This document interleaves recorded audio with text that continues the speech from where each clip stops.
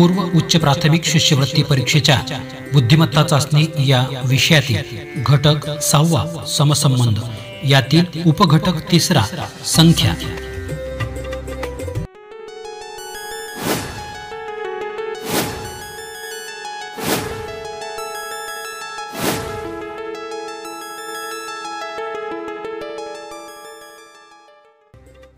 विद्यार्थी मित्रांनो, समसंबंध म्हणजे समान संबंध।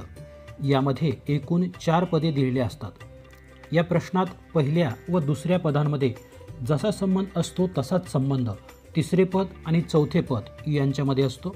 हा संबंध लक्षात घेऊन दिलेल्या 4 पर्यायातून योग्य पर्याय उत्तर शोधायचे असते। समसंबंध प्रश्नाद्वारे विद्यार्थ्यांच्या ज्ञानाची क्षमता, तर्कशक्ती, आकलन, निरीक्षण, अचूकता आणि संक्षेपाने विचार करण्याची क्षमता लक्षात येते। समसंबंध या प्रकारात शब्दसंग्रह, आकृत्या आणि संख्या यावर प्रश्न विचारले जातात। संख्यांच्या बाबतीत येणाऱ्या समसंबंधाच्या प्रश्नात पुढील प्रकार असू शकतात। 1. दुसरे पद पहिल्या पदाच्या दुप्पट असणे। 2. पहिल्या पदापेक्षा दुसरे पद एखाद्या विशिष्ट संख्येने लहान व मोठे असणे। 3. दुसरे पद पहिल्या पदाचा वर्ग वा घन असणे। 4. दुसरे पद पहिल्या पदाच्या निम्मे वा 1/3 असणे। 5. दुसऱ्या पदात जे पहिल्या पदाच्या निम्मे वा 1/3 असणाऱ्या दुसऱ्या पदात एखाद्या दुसऱ्या संख्येने वाढ होणे। विद्यार्थी मित्रांनो, समसंबंध या घटकातील 3रा उपघटक संख्या यावरील प्रश्न आपण आता पाहतो आहोत। यामध्ये पहिल्या ज्या 2 संख्या असतात त्या 2 संख्यांमध्ये काहीतरी संबंध आपल्याला पाहायला मिळतो आणि तोच संबंध आपण ओळखायचा असतो आणि तो संबंध कायम ठेवून आपल्याला या प्रश्नार्थक चिन्हाच्या जागेवरील योग्य संख्या ही उत्तर पर्यायातून शोधायची असते आणि जो योग्य पर्याय त्या ठिकाणी जुळणारा असतो त्या पर्यायाचा क्रमांक हा उत्तरपत्रिकेमध्ये आपल्याला नोंदवायचा असतो। या स्वरूपाचे हे प्रश्न असतात। या ठिकाणी आपल्यासमोर जो पहिला प्रश्न दिसतोय तो बघा, 11 आणि 17 यांच्या दोघांमध्ये आपल्याला काय संबंध दिसतोय, तर 11 आणि 17 आणि 23 या 11-17 जर बघितलं तर या दोन्ही संख्या काय आहेत, मूळ संख्या आहेत। म्हणजे आता 23 आणि 23च्या नंतर पुढची जी मूळ संख्या येणार आहे ती म्हणजे 29, कारण याच्यामध्ये कोणतीच संख्या आपल्याला दुसरी जी आहे पर्याय ती मूळ संख्या दिसत नाही। 29 ही मूळ संख्या या ठिकाणी आपल्याला दिसते आहे। म्हणून या प्रश्नाचे योग्य उत्तर पर्याय क्रमांक 4 या ठिकाणी निश्चित झाले। आता प्रश्न क्रमांक 2 या ठिकाणी 12 आणि हे 144 आपल्याला माहीत आहे की 12चा वर्ग हा 144 येतो। म्हणजे या दोघांमधील संबंध काय आहे, ही संख्या आणि हा त्याचा वर्ग। आता ही संख्या 11 आहे तर त्याचा वर्ग 121 आणि 121 आहे पर्याय क्रमांक 1। म्हणून 2 क्रमांकाच्या प्रश्नाचं योग्य उत्तर या ठिकाणी पर्याय क्रमांक 1 आहे। प्रश्न 3 बघा, या ठिकाणी 10 आहेत आणि त्याच्याशी संबंधित असलेली संख्या 100 दिली। 10चा वर्ग 100 म्हणजे पुढील संख्या 8 आहे तर त्याचा वर्ग ही या प्रश्नार्थक चिन्हाच्या जागेवर असेल। 8चा वर्ग 64 आणि 64 हा पर्याय क्रमांक 2 दर्शवते आहे। म्हणून आपण उत्तरपत्रिकेमध्ये 2 क्रमांकाचे वर्तुळ भरीव काळे करून हे उत्तर नोंदविणार आहोत। प्रश्न क्रमांक 4 आपल्यासमोर दिसतोय। 4 आणि त्याच्याशी संबंधित असलेली संख्या आहे 64। आता 4चा आणि 64चा काय संबंध आहे, तर 4चा घन ही 64 संख्या येते। म्हणजे 4चा 3 वेळेस गुणाकार केल्यानंतर 64 हे उत्तर मिळतं। आता आपल्याला पुढचं जे प्रश्नार्थक चिन्हाच्या जागेवरती संख्या आहे ती या 7चा घन म्हणजे 7चा 3 वेळेस गुणाकार केल्यानंतर येणारी संख्या पाहिजे आणि 7चा घन आहे 343 म्हणजे 7ला 3 वेळेस गुणाकार केल्यानंतर उत्तर हे 343 येते। म्हणून या प्रश्नाचं योग्य उत्तर हे पर्याय क्रमांक 2 या ठिकाणी आपण निश्चित करतो आहोत। आता प्रश्न क्रमांक 5 आपल्यासमोर दिसतो आहे। बघा यामध्ये काय दिले आहे, 234 आणि 468 ही संख्या दिसते। संख्यांचं निरीक्षण जर काळजीपूर्वक केलं तर आपल्या लक्षात येईल की या पहिल्या संख्येची ही संख्या दुप्पट आहे, म्हणजे या संख्येला 2ने गुणाकार केल्यास ही संख्या मिळते. या ठिकाणी देखील 432 आहे. आता 432 याची दुप्पट म्हणजे 4ची दुप्पट 800 आणि 32ची दुप्पट 64 म्हणजे 864 ही संख्या आपल्याला या ठिकाणी असायला हवी आणि ती दर्शवते आहे पर्याय क्रमांक 1. म्हणून 5 क्रमांकाच्या प्रश्नाचं योग्य उत्तर या ठिकाणी पर्याय क्रमांक 1 हे आपण निश्चित करतो आहोत. आता पुढचा प्रश्न आहे, 6वा प्रश्न आपल्यासमोर दिसतोय. 12 आणि हे या ठिकाणी 2 आहे. तर या दोघातला काय संबंध आहे, म्हणजे या दोघांमध्ये काय क्रिया केल्यानंतर आपल्याला 2 मिळणार आहे. तर या 1चा आणि 2चा गुणाकार केल्यानंतर हे उत्तर 2 मिळतं. आता या ठिकाणी 27 ही संख्या आहे, म्हणजे 2 आणि 7 हे 2 अंक आहेत. या 2 अंकांचा गुणाकार केल्यानंतर ही पुढची संख्या आपल्याला मिळायला हवी. 7 दोन्ही 14 म्हणून 14 हे उत्तर आपलं पर्याय क्रमांक 1 दर्शवत आहे.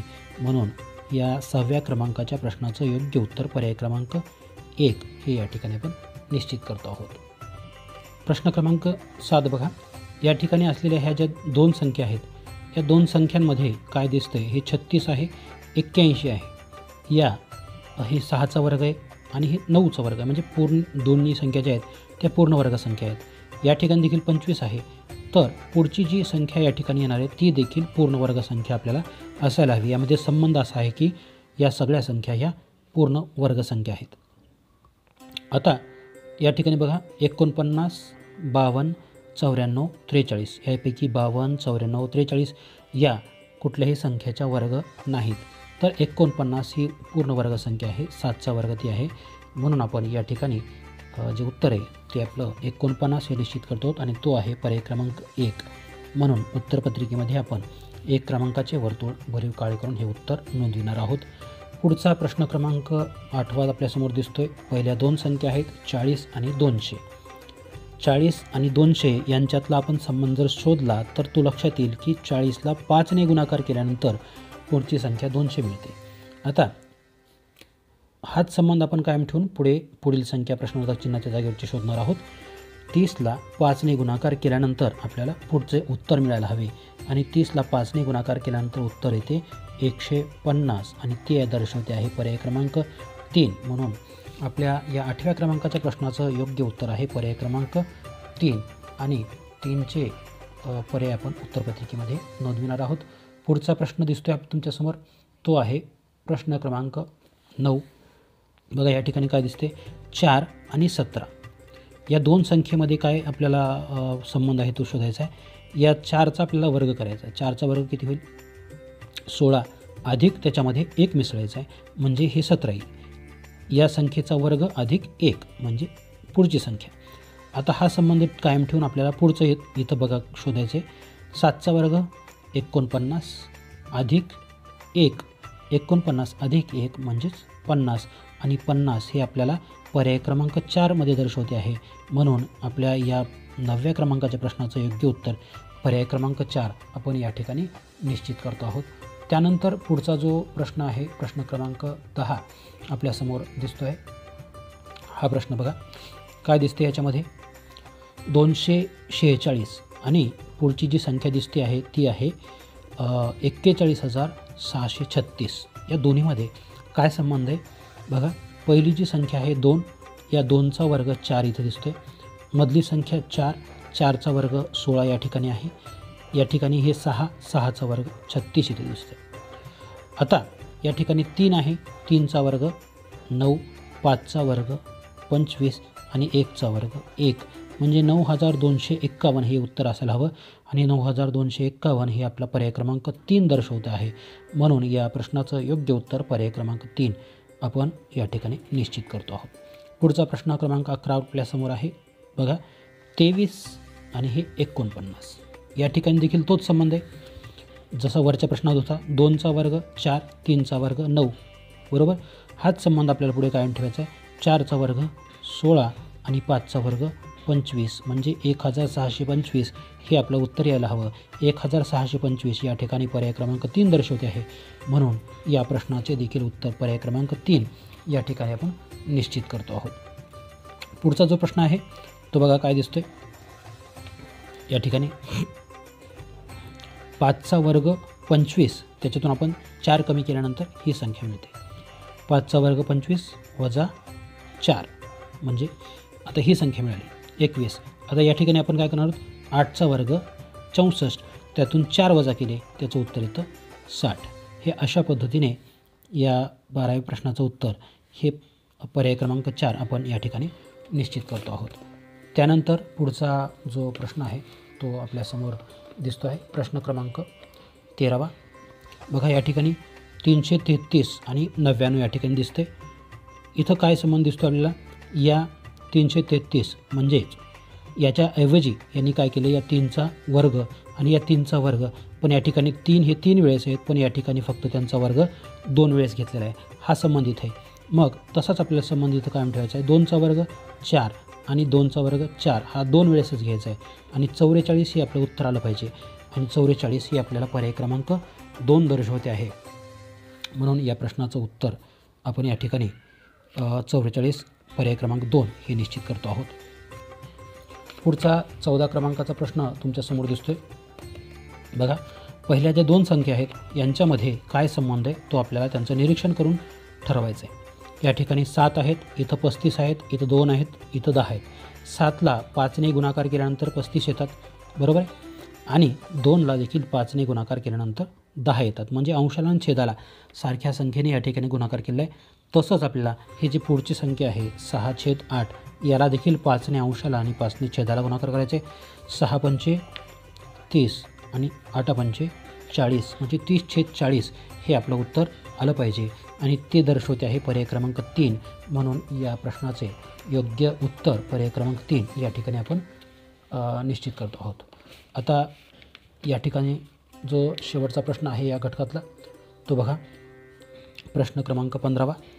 95 आणि 16 आपल्याला दिसते. काय आहे दोन्हीमधला संबंध बघा. 95 म्हणजे या 9मधून ज्यावेळेस आपण 5 वजा करतो त्यावेळेस पहिल्या संख्येतून ही जी दुसरी संख्या वजा करतो अंक, त्यावेळेस उत्तर येतं 4. आणि या 4चा वर्ग म्हणजे ही पुढची संख्या आपल्याला दिसते. आता या ठिकाणी 8 आहेत आणि इथं 2 आहेत. या 8मधून 2 वजा केल्यानंतर उत्तर येतं 6 आणि 6चा वर्ग म्हणजे 36. हे या प्रश्नार्थक चिन्ह जागेवरती यायला हवं. आणि 36 हे आपलं पर्याय क्रमांक 1 दर्शवते आहे. म्हणून या 15 क्रमांकाच्या प्रश्नाचं योग्य उत्तर पर्याय क्रमांक 1 या ठिकाणी आपण निश्चित करतो आहोत. आणि अशा पद्धतीने काळजीपूर्वक या पहिल्या दिलेल्या 2 संख्यातील संबंध शोधून काढायचा असतो. आणि तो संबंध कायम ठेवून आपल्याला पुढची संख्या शोधायची असते. आणि ती संख्या जो पर्याय दर्शवते आहे तो पर्याय आपल्याला उत्तरपत्रिकेमध्ये नोंदवायचा असतो. या पद्धतीने हा प्रश्न सोडवायचा. विद्यार्थी मित्रांनो, अशाच माहितीपूर्ण व्हिडिओ पाहण्यासाठी माझे स्मार्ट मराठी शिक्षक हे चॅनल सबस्क्राइब करून बेल आयकॉन प्रेस करायला विसरू नका. तेव्हा पुन्हा भेटूया नवीन व्हिडिओमध्ये. तोपर्यंत धन्यवाद.